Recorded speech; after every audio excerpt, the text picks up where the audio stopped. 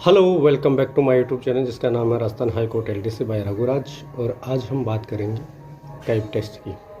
तो हमारा जो टाइप टेस्ट था वो किस तरीके से रहा और हमने क्या क्या चीज़ें एक्सपीरियंस वहाँ पे की, वो सभी एक्सपीरियंस मैं आपके साथ में शेयर करना चाहूँगा, जो कि आपको थोड़ा सा मदद करेगा आपके टाइप टेस्ट के लिए।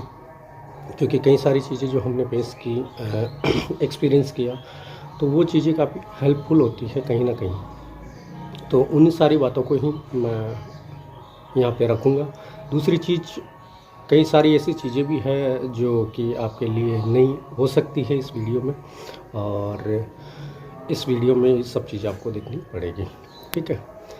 तो जब हमारा रिटन एग्ज़ाम कंप्लीट हो गया, उसके बाद में हमें कम से कम महीना डेढ़ महीना हमारे को टाइपिंग के लिए मिलने के बाद में जैसे हमारा टाइपिंग कॉल आया है, तो हमारा जो कॉल आया था टाइपिंग के लिए वो आया था आर्या इंस्टीट्यूट ऑफ टेक्नोलॉजी, जो कॉलेज है कुकस जयपुर में। वहाँ पे हमारा टाइपिंग टेस्ट लिया जाना था, तो वहाँ के लिए हमें कॉल किया गया। ठीक है। देन उसके बाद में हम गए वहाँ पे, और जैसे नॉर्मली जो रूटीन होता है एग्ज़ाम के लिए, जैसे आई कार्ड दिखाना ओरिजिनल, जिसमें फ़ोटो भी आपकी हो, साथ ही उसकी फ़ोटोकॉपी रखना, ये सब जो प्रोसेस होते हैं, इंस्ट्रक्शंस जो आपको मिल रखे होते हैं, वो उनको हमने फॉलो किया। उसके बाद में माउस ले जा सकते हैं क्या वहाँ पे, अपना कीबोर्ड ले जा सकते हैं क्या, तो ये अलाउड नहीं है, आप नहीं ले जा सकते कोई सा भी कीबोर्ड। ठीक है। वहाँ जो आपको प्रोवाइड किए जाएंगे, जो उपलब्ध वहाँ पे होंगे, उन्हीं के साथ में आपको ये सब चीज़ें एडजस्ट करनी है, टाइपिंग करना है। ठीक है। तो ये दिमाग में ये बिल्कुल भी ना पाले कि मैं अपना कीबोर्ड ले जाऊँ वहाँ पे और टाइप करना स्टार्ट करूँ, ऐसा कुछ भी नहीं है। ठीक है। आपको खाली हाथ जाना है। खाली हाथ से मतलब ये नहीं कि आपको एडमिट कार्ड वगैरह सब चीज़ें लेके जानी है, ज़रूरी जो भी दस्तावेज हैं चेकिंग के लिए वो सारे लेके जाने हैं। ठीक है। अब जब हमें एग्ज़ाम हॉल में एंट्री मिल चुकी थी, उसके बाद में इंस्ट्रक्शंस दिए जाते हैं। पीसी ये अपना कंप्यूटर है, उससे जुड़े हुए जो कीबोर्ड है, माउस है, उसको आप चेक कर लीजिए, और कुछ गड़बड़ी खराबी या फिर कोई मिस्टेक्स है तो उसको ठीक किया जा सकता है। तो इसलिए ज़रूरी होता है कि जो भी आपको मिला है कंप्यूटर टाइप के लिए, तो उसमें जो कीबोर्ड लगा हुआ है, माउस, क्योंकि काम तो यही चीज़ें आनी है आपके। और डेस्कटॉप को भी देख लीजिए, उसकी स्क्रीनिंग साफ़ है, कहीं पे वो जाके अटकता तो नहीं है, तो वो चीज़ें भी आप चेक कर लीजिए। तो ये सब चेक करने के बाद में उसको आप चेंज करवा सकते हैं, कह के कि मेरे कीबोर्ड के अंदर ये खराबी आ रही है या मेरे माउस के अंदर ये खराबी आ रही है। तो उसको चेक करने के लिए आपको टाइम दिया जाता है। वो इसीलिए दिया जाता है कि ताकि आप चेक कर ले और समय रहते उसको चेंज करवा लें। ठीक है। तो ये आपको ध्यान रखना है कि यदि आपके पास लगता है कि उसमें की जो है उस कीबोर्ड के अंदर हार्ड प्रेस होती है, तो हार्ड प्रेस होने के साथ में ये है कि उसको चेंज आप करवा लीजिए। तो इसके लिए काफ़ी समय मिलता है। इसके साथ में ही जैसे आपने सब चीज़ें सारी प्रोसेस से आप गुजर चुके हैं, देन उसके बाद में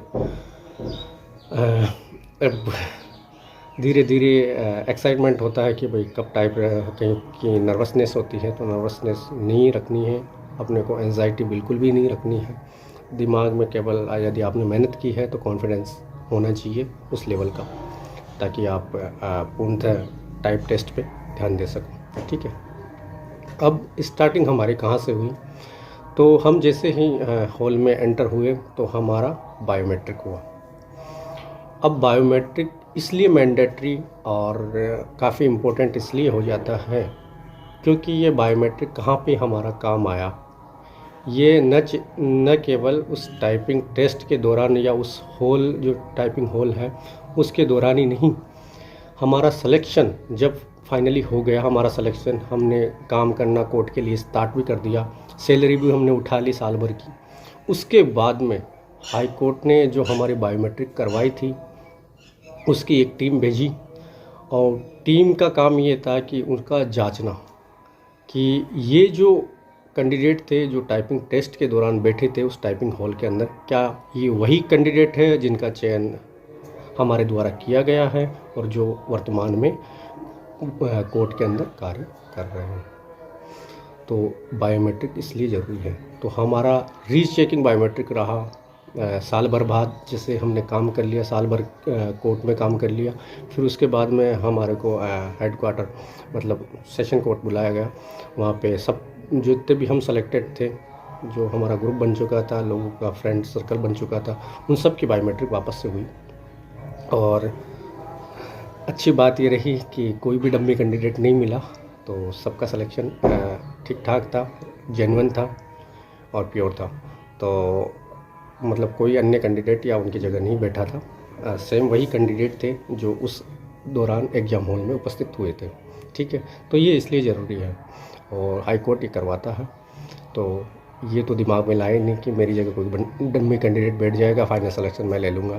तो ऐसे यदि दिमाग में कोई चीज़ें चलती हो तो गलत है।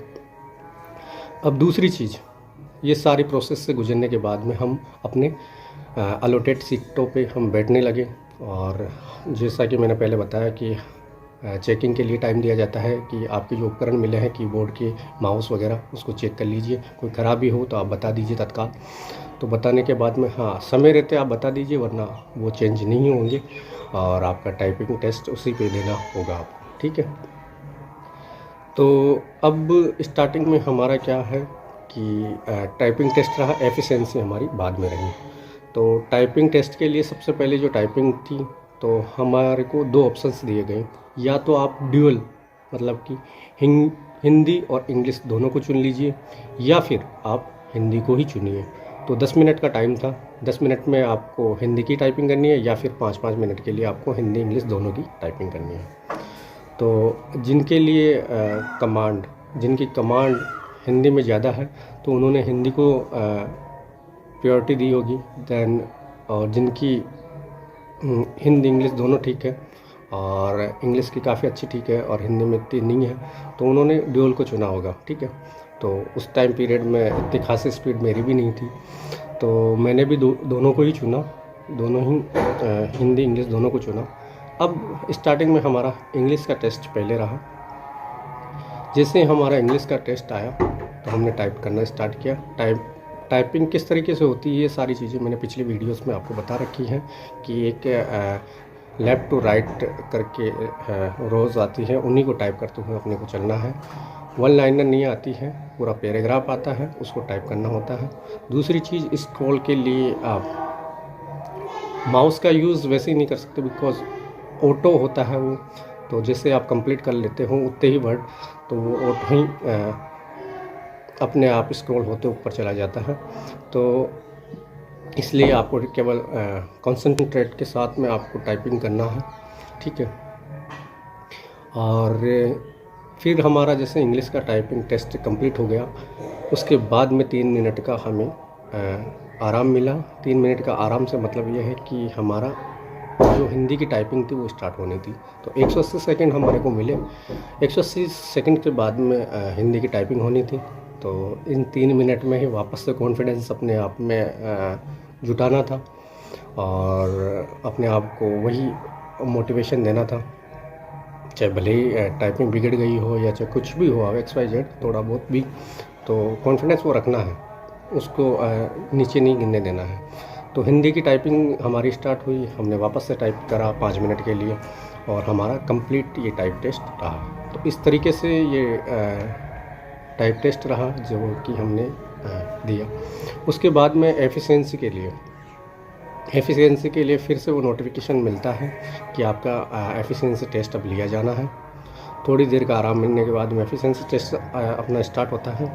अब एफिशिएंसी टेस्ट के अंदर ये कोई फिक्स नहीं है कि कितने क्वेश्चंस आपसे पूछे जा सकते हैं। अब पूछने का तो ऐसा है, वो कितने भी क्वेश्चंस आपके बना दे, शायद वो 10 क्वेश्चन बना दे 5-5 नंबर के, चाहे वो 20 क्वेश्चंस बना दे, तो डिपेंड करता है एग्जामिनर पर वो किस तरीके से आपसे एफिशिएंसी टेस्ट में क्वेश्चंस पूछना चाहता है। ठीक है, और ये जो एफिशिएंसी जो आपका टेस्ट रहने वाला है वो आपका MS वर्ड पे ही रहेगा, जिसके अंदर आपको फ़ॉन्ट की फॉर्मेटिंग हो, चाहे पैराग्राफ की फॉर्मेटिंग हो, चाहे वो टेबल हो, अलाइड हो, लेफ्ट इंडेंट हो, राइट इंडेंट हो, जस्टिफाई हो, सेंटर हो, या बोल्ड हो, इटैलिक हो, सब स्क्रिप्ट हो, सुपर स्क्रिप्ट हो, XYZ हेडर फुटर वगैरह सब चीज़ें हों, आपको सारी फॉर्मेटिंग आपको सीखते हुए जानी है। मैंने अपने जो एफिशिएंसी के वीडियोस हैं उनमें भी ये सब चीज़ें समझा रखी है कि भाई क्या क्या चीज़ें आपसे पूछी जाएगी और किन किन चीज़ों को आपको नहीं देखना है एफिशिएंसी के दौरान, ठीक है। तो इसके अंदर नोटिफिकेशन में आपको लेटर फॉर्मेटिंग के बारे में भी समझाया है। तो एफिशिएंसी के बीच में आपको लेटर फॉर्मेटिंग भी देखनी है, लेटर फॉर्मेटिंग को भी आपको समझना है किस तरीके से लेटर होते हैं। तो हिंदी की एफिशिएंसी भी आपको करते हुए जानी है, हिंदी के लेटर्स की एफिशिएंसी भी आपको करते हुए जानी है। भाई जैसे हम देखें, कार्यालय का नाम है जो सबसे ऊपर हेडिंग में आता है, जिसको हम हेडर में रख सकते हैं। और उसके बाद में जो भी जिसको भी लेटर लिखा जाना है उसका नाम, उसके पद का नाम लिखा जा सकता है और उसके स्थान का नाम लिखा जा सकता है। फिर उसके बाद में विषय लिखा जा सकता है, कोई संदर्भ है तो संदर्भ लिखा जा सकता है। महोदय है, महोदय है या महोदया है, वो भी अपने को देखना होता है। देन उसके बाद में जो मैटर है उसका अपने को कॉन्टेक्स्ट लिखना है। ये सारी चीज़ें लेटर की होती हैं। उसके बाद में अपना परिचय देना है, अपनी सील लगानी है, ठीक है। ये लेटर की एक फॉर्मेटिंग होती है। कहाँ बायां तरफ होता है, कहाँ दायां तरफ होता है, ये सब चीज़ें आपको नॉलेज में रखनी है, ठीक है। दूसरी चीज़, ये फॉर्मेटिंग है तो क्वेश्चंस एग्जामिनर पे डिपेंड करता है वो कितने क्वेश्चन आपसे पूछना चाहेगा। और ये फिक्स नहीं है कि वो 18 क्वेश्चन भी आपसे पूछ ले, 12 क्वेश्चन भी पूछ ले। पर हमारे से जब क्वेश्चंस पूछे गए थे तो वो 12 से 13 क्वेश्चंस थे, ज़्यादा क्वेश्चंस हमारे से नहीं पूछे गए थे। तो इसलिए ज़रूरी है कि ये एग्जामिनर पे डिपेंड करता है वो आपसे क्या पूछना चाहता है एफिशिएंसी में, ठीक है। तो इसलिए आपको ज़रूरी है कि सारी फॉर्मेटिंग आपको सीखते हुए जानी है एफिशिएंसी में। हर कोई 50 में से 50 नंबर आसानी से गेट कर सकता है।